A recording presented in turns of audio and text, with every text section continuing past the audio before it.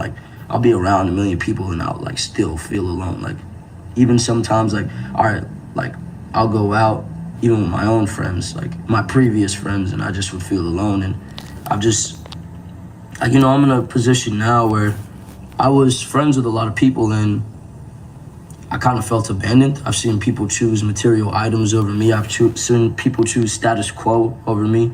I've seen people like when you give them ultimatums, they just choose everything besides you. So I've just been placed in situations that are very heartbreaking as far as like people, period. So the only people that I've ever seen kind of suffice for me and offer me the support always is you guys, my people. You guys are my people, and I felt very attached to the, I don't want to call it a family, so I fucking hate that. I like to call it a cult. I like to call it a family. I feel attached to you guys as if you were my own family, even though I don't know half of you, even though I can't really be life on this interview right now.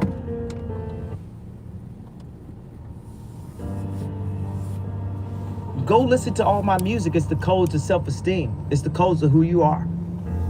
If you're a Kanye West fan, you're not a fan of me, you're a fan of yourself. You will believe in yourself. I'm just the espresso. I'm just a shot in the morning to get you stop. But I went from having confidence and arrogance to having faith. And faith is the opposite of fear. And that created this fearless approach that I have. I think very three-dimensionally. I don't think in the black and white lines that I've been programmed to think in. And I think in full color. So when I talk, I have to describe a thought in 5 ways. You know, we enjoy food that has multiple seasoning in it. We enjoy music that has multiple instruments. So when I talk, it's not a rant, it's a symphony of ideas. And when you collect them, you say, oh, these are all these things that connect. Yeah, you know, I just tell the truth. And telling the truth is crazy in a world full of lies. That's simply it. So now let's take like where there's, you know, people who have, you know, issues with me as Kanye West, or they classify, you know, my motivational speeches as like rants and things like this. Like, why is he saying that? Why is he doing that? Blah, blah, blah. Well, I've reached a point in my life where my Truman Show boat has hit the painting. And I've got to a point that Michael Jackson did not break down. I have reached the glass ceiling. As a creative person, as a celebrity. When I say that, it means I want to do product. I am a product person. Not just clothing, but water bottle design, architecture, everything, you know, that you could, you know, think about. And I've been at it for 10 years. And I look around, I say, wait a second, there's no one around here in this space that looks like me. And if they are, they're quiet as So that means, wait a second. Now we're seriously like in a civil rights movement. Like people used to joke about, do you remember our South Park photo? Yeah, I do. Remember how funny that was? Do you think there would be a Givenchy in the hood if it wasn't for that South Park photo? Yeah. So many people are just so obvious. They don't even realize that when they box me in or try to verbally put me in some type of box or put Donda in a box, that they're really showing their level of ignorance. They're putting themselves in a box. And, you know, people can write all they want, but what are people doing? And if there's anybody that's out there doing, they know how hard it is to actually do. And I'm like a motivation of the doers. If everything I did failed, which it doesn't, it actually succeeds. But if everything I did failed, just the fact that I'm willing to fail is an inspiration. People are so scared to lose that they don't even try. Like one thing that people can't say is they can't say, I'm not trying. And I'm not trying my hardest and I'm not trying to do it the best way that I know how with what little information I get. So when I compare myself to Steve Jobs or Walt Disney, Howard Hughes, David Stern, Michelangelo, Da Vinci, Jesus, or whatever it is, I'm saying these are my heroes. These are people that I look up to. This is the type of impact I want to make on the earth. If I can make this type of impact up to this point, what can I do if you call Bob Iger and say, yo, give him a shot? If you call Oprah and say, yo, back this kid. This his parents were educators. He wants to educate. He wants to look at curriculums and say, how do we simplify that? Exactly what I did in music, I want to apply to product. I want to apply to education. This is what my company, Donda, is about. I can rap all I want, but without that Rockefeller chain and Damon giving me that Rockefeller chain or without getting a record deal, I don't care how many beats I sold to whoever, I couldn't have made it to the point to make Jesus Walks. And now, even as a celebrity, blah, blah, blah, I've reached a ceiling. And the way paparazzi talk to me and my family is disrespectful also. You know what I'm saying? We bring something of joy to the world. When people hear my music, they have a good time. And I should be respected as such when I walk down the street. Don't ask me a question about something you saw in the tabloids. Don't try to antagonize me, because you know what? It's not safe for you in this zoo. You know, never think that I'm not from Chicago for 1 second. So as I go through these different levels, there's times where I would use confidence when I knew what I was doing, and I would use arrogance when I didn't know what I was doing. But I'd rather use arrogance than to let someone diminish my idea of myself, because that is what keeps us going. Hope actually keeps us alive. But I went from having confidence and arrogance to having faith. And faith is the opposite of fear. And that created this fearless approach that I have. And that's what now has made me the fearless leader that I am, that I've like crystallized into the leader that my mom always knew I would be when kids followed me in preschool, the leader that people saw when we changed the sound of music, the leader when we changed the sneaker industry, the leader in what we're doing with farming and with shelters. You have to move based on opportunity. If you have an opportunity to make a living at exactly what you dream about, you have to pursue that at that time when it's there. If the opportunity isn't there, just keep educating yourself as much as possible so that when the time comes, you'll be even better at that dream that you had.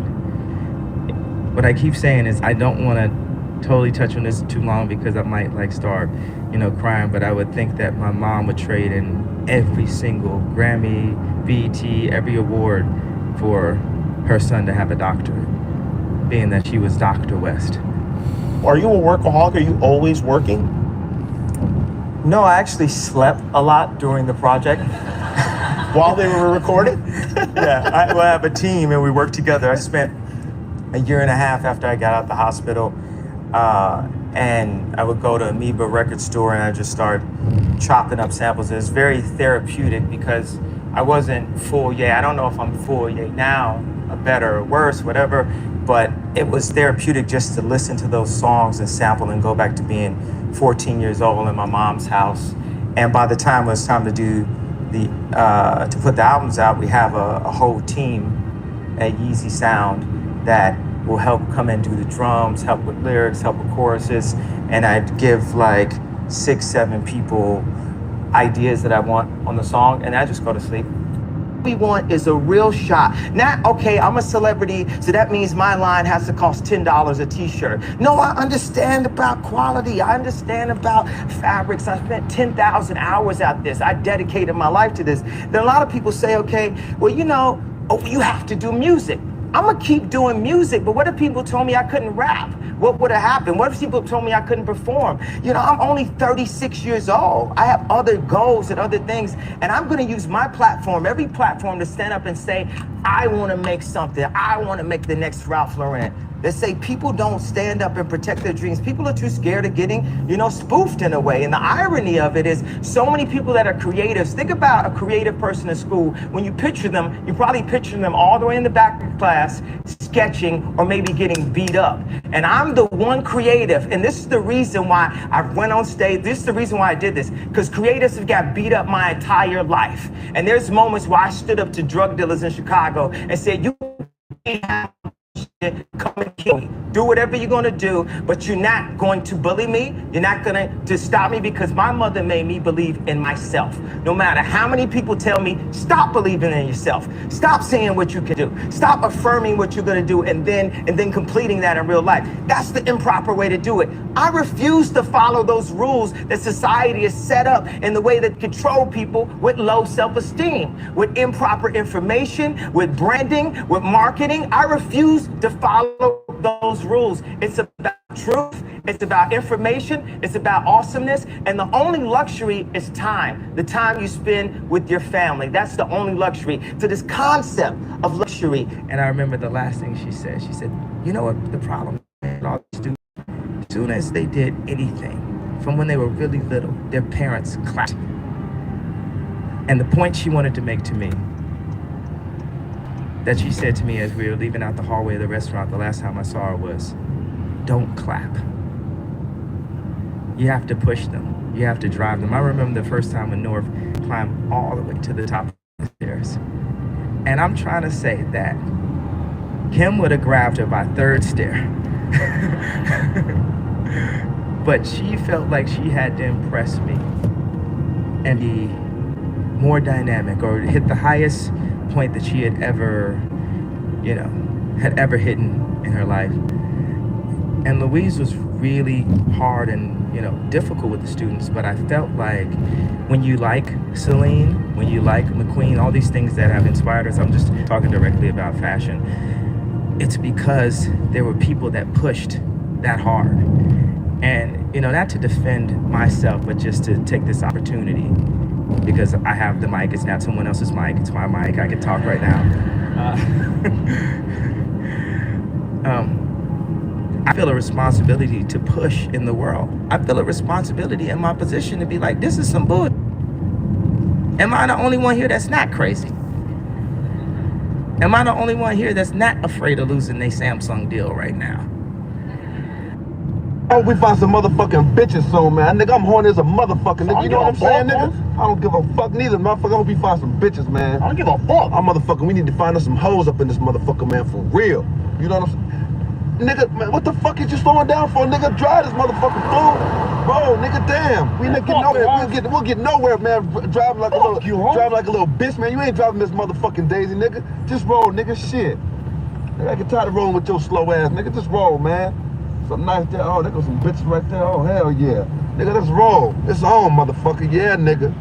Damn, I just can't wait, man. Nigga, horny as a motherfucker, man. Dick on hard, nigga. I'm ready to fuck, nigga. Straight up, nigga. I'm ready to get my groove motherfucking on. You hear me, nigga?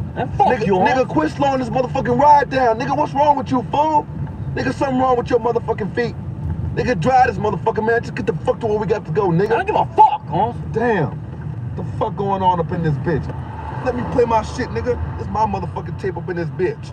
Shit. I don't give a fuck. Nigga, shut the fuck up, nigga. Get on my motherfucking nerve. Now, how are you feeling? You feeling okay? You feel well? Can I get you something? You want a glass of water?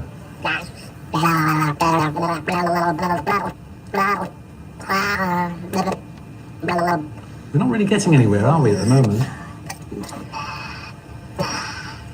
Are you seeing something? Is there something you see over there? What do you see there, Johnny?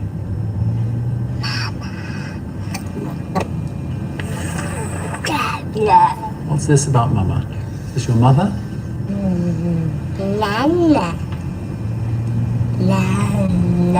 What's the matter? Do you want Mama to come in? Don't breathe like that. It'll make you feel really strange. I'm with you. Nothing's going to happen to you. Just calm down now. Just try to relax. Try and keep calm. Don't tense up. Just relax. You're getting a bit stressed out at the moment. Would you mind if I gave you an injection or something like that to make you calm? Should we try doing that? It won't hurt you at all. Just like a little bee sting. And then you'll be calm.